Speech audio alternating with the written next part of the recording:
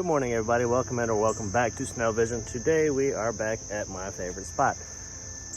Round number 3. See if we can catch some of them big fish that we've been catching here.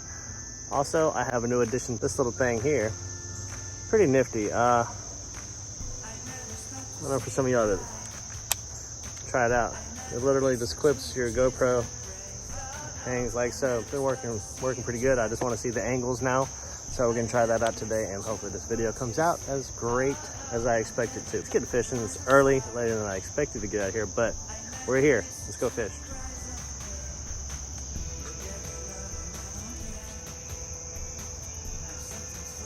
Freaking gnats though.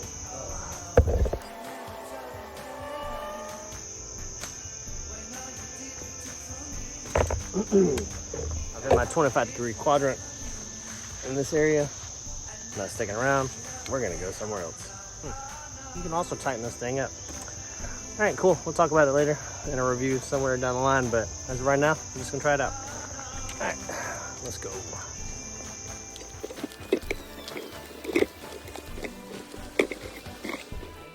So I guess I can't call it my secret spot anymore since I've been showing a couple hundred of y'all that watch my channel where it's at.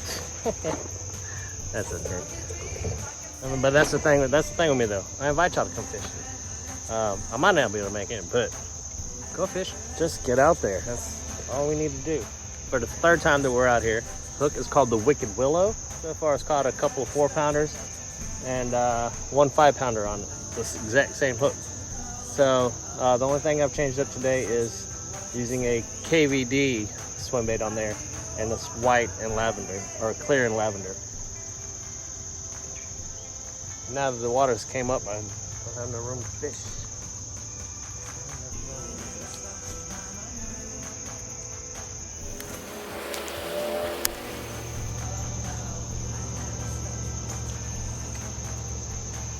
So this next few times, I'm gonna try to just let the swim bait hit the bottom.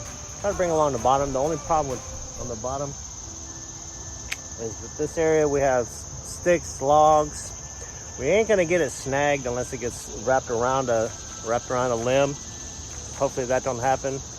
You got rocks and it's gonna feel like something's tugging at it. So you don't want to try to set the hook unless you're actually really sure that there's an actual fish down there. So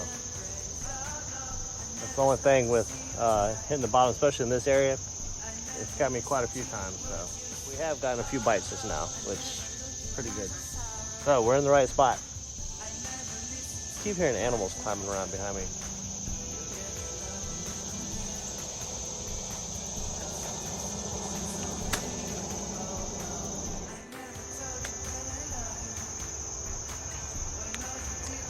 Something really wanted this. We're gonna try it without the tail. Maybe it'll work. Maybe we'll use it like as a little Ned rig or something of another. But that last bite that I just said obviously wasn't a big fish. I know you guys can't tell, but there's all kinds of little bite marks on there. And that's what I was saying with the rocks. It wasn't tugging or pulling.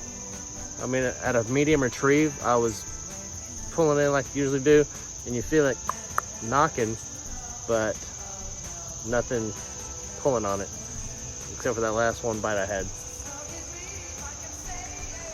So we're gonna try it as a Ned rig. Might work.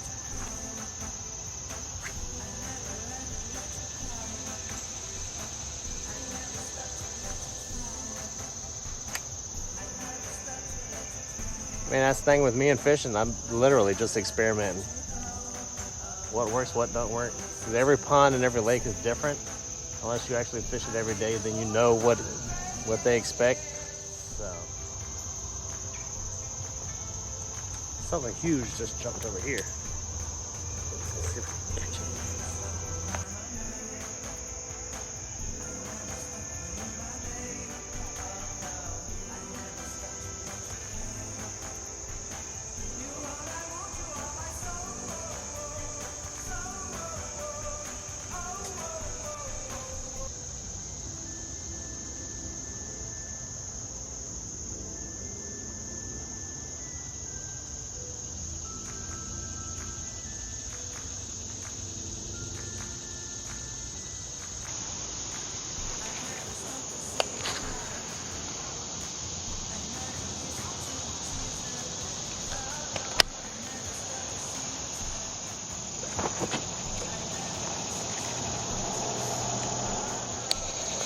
A lot of strange things going on in Freeman today.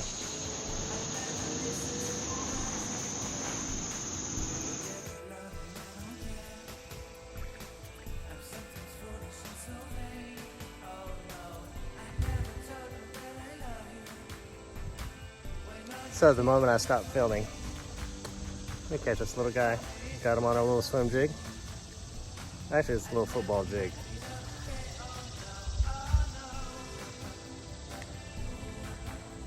Maybe a whole pounder, but they're ready to go.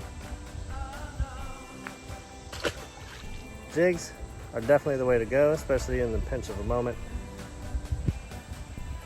He didn't quite snatch him up like I wanted him to, but he did his job.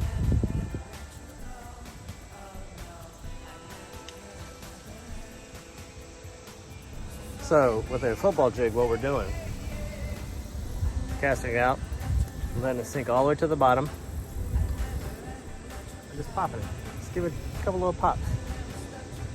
You don't want to do too much. The more you do it, obviously the higher it's going to come up off the bottom.